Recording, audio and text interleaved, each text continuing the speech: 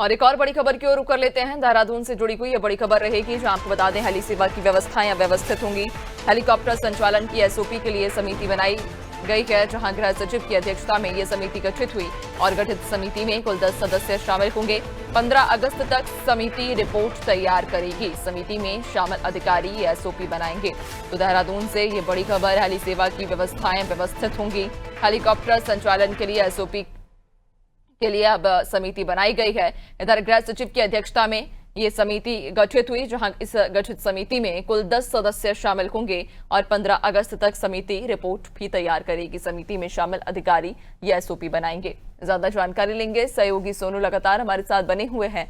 Sonu, heli सेवा की व्यवस्थाएं अब कहा जा रहा है और व्यवस्थित होंगी। इन्हें व्यवस्थित करने के लिए सरकार ने क्या कुछ अब निर्देश दिए हैं और क्या कदम उठाए हैं? देखिए, एक और नैन्सी, जहां उत्तराखंड की धामी सरकार हेली सेवाओं के विस्तारीकरण पर फोकस कर रही है और जो सीमांत क्षेत्र है, जो ग्रामीण इलाके हैं, इसमें निजी सहयोग लेकर के हेली सेवाओं के विस्तारीकरण पर फोकस किया जा रहा है। वहीं दूसरी तरफ जो विश्व प्रसिद्ध है देवभूमि उत्तराखंड के केदारनाथ धाम वाला जो क्षेत्र है, यहाँ पर पिछले कुछ समय में जो हेलीकॉप्टर की दुर्घटनाएं सामने आई हैं, इससे पूरे समाज में, प्रदेश में और देश में एक अच्छा संदेश नहीं गया।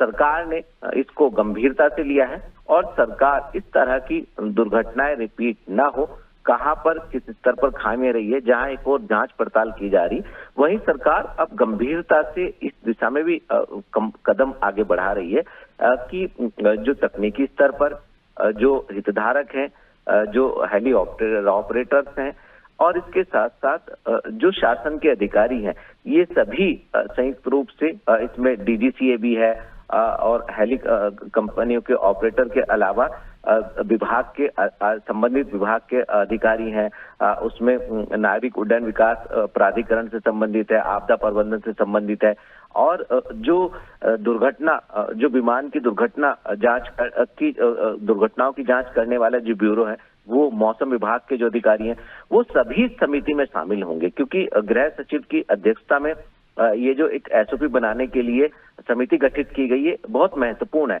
और इसकी एक समय सीमा निर्धारित की गई है और इस समय सीमा में इसको सभी पहलुओं पर मंथन कर एक रिपोर्ट तैयार करनी होगी और जो ये रिपोर्ट तैयार करेगी उसके आधार पर सरकार एसओपी जो है वो जारी करेगी। तो कहीं ना कहीं समिति में जितने भी अधिकारी हैं, ये गंभीरता से सभी पहलुओं का अध्ययन करेंगे और अध्ययन करने के बाद अपनी रिपोर्ट तैयार करेंगे और इस रिपोर्ट के आधार पर सरकार एसओपी जारी करेगी, जिस आधार पर आगे ये उम्मीद की जा सकती है कि आने वाले समय में खास तौर से मौसम के लिहाज से, विषम भौगोलिक परिस्थितियों के लिहाज से और संचालन के लिहाज से ये एसओपी एक नियंत्रण का काम करेगी, ताकि इस तरह की जो हेलीकॉप्टर की दुर्घटनाएं हैं ये ना घटित हो और जो जनहानि हुई है, इस तरह की जनहानि हेलीकॉप्टर की दुर्घटनाओं से आगे ना हो, इसको रोकने के सरकार प्रयास कर रही है। अब देखना होगा कि इस रिपोर्ट में आखिर कौन कौन से गंभीर मुद्दों को शामिल किया जाएगा, किन किन गंभीर पहलुओं पर अध्ययन करने के बाद रिपोर्ट में शामिल किया जाएगा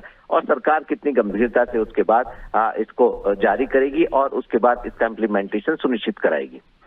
बिल्कुल, यानी कि लगातार सरकार की तरफ से ये प्रयास किए जा रहे हैं कि जो भी यात्री यहाँ पर पहुंच रहे हैं उनकी सुरक्षा की जिम्मेदारी पूरी तरह से स्थानीय सरकार की हो और उन्हें किसी भी प्रकार की परेशानी ना हो, सुरक्षित वो अपनी यात्रा कर सके। इसको लेकर अब ये एक नई पहल भी की गई है। बहुत शुक्रिया आपका, बने रहिएगा और भी आगे आपसे अपडेट्स लेंगे। तो हेली सेवा की व्यवस्थाएं अब व्यवस्थित होंगी, चूंकि इसके लिए अब एसओपी के लिए एक समिति बनाई गई है।